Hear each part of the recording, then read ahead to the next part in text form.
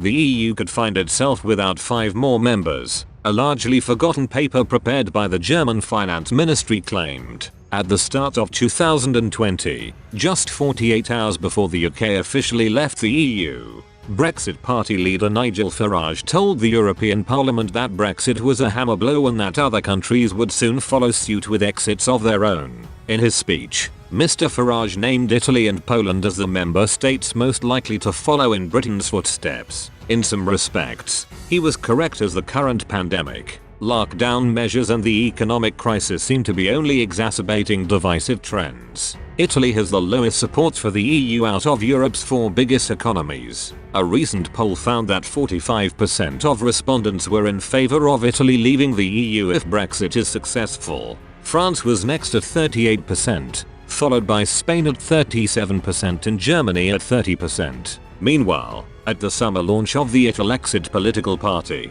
Gianluigi Paragone promised to free Italy from the cage of the European Union and the single currency. This is not news for European officials, though, who, merely days after Britain voted to leave, had already named the 5 countries most likely to follow suit. The warning came in a document obtained by the German media as foreign ministers from the 6 EU founding member states met in Berlin in June 2016 to discuss how to shore up the ailing European project. Germany was worried that France, the Netherlands, Austria, Finland and Hungary could seek to leave the bloc after Brexit, the German newspaper said, citing a finance ministry strategy paper. The paper recommended that Germany, in coordination with the EU, offered Britain constructive exit negotiations aimed at making the UK an associated partner country. The foreign ministers of France, Germany, Italy, Belgium, the Netherlands and Luxembourg conceded that they had to find better ways of dealing with different levels of commitment to closer European unity. They said in a statement, "We are aware that discontent with the functioning of the EU as it is today is manifest in parts of our societies.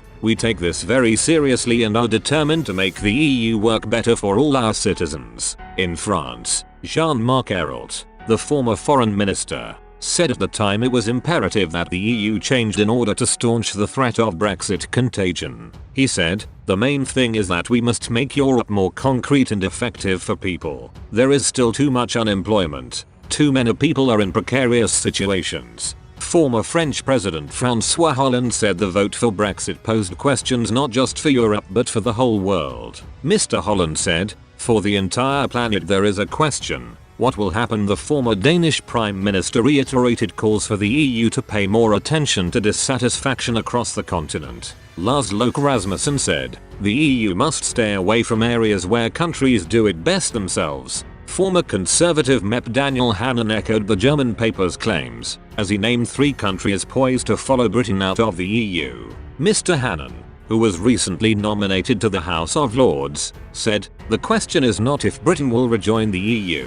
The question is who is going to be the next to leave, who is going to be the first to join us and the other 170 odd countries outside the EU. Trading with our neighbors but governing ourselves," he added. "There are 2 ways in which it could happen. It could happen accidentally because of some economic shock. In that case, I think Italy would be a candidate. Or it could happen Brexit style, in other words a referendum. Demand for a referendum and a successful referendum. I think I would probably at the moment put my money on the Netherlands. But I have to nod in the direction of Denmark, which is also having a similar debate."